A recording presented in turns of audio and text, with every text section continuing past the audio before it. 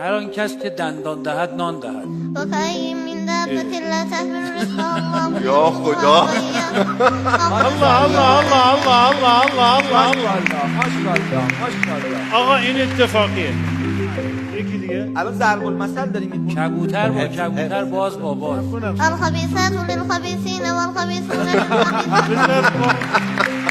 اول ما بفهمیم سوالو بعد. حالا من یه دونه از حاج آقا بپرسم. از ماست که بر ماست کجا اومد؟ از ماست که بر ماست. طرز وما سوال. أصابكم من مصيبة فبما كسبت أيديكم.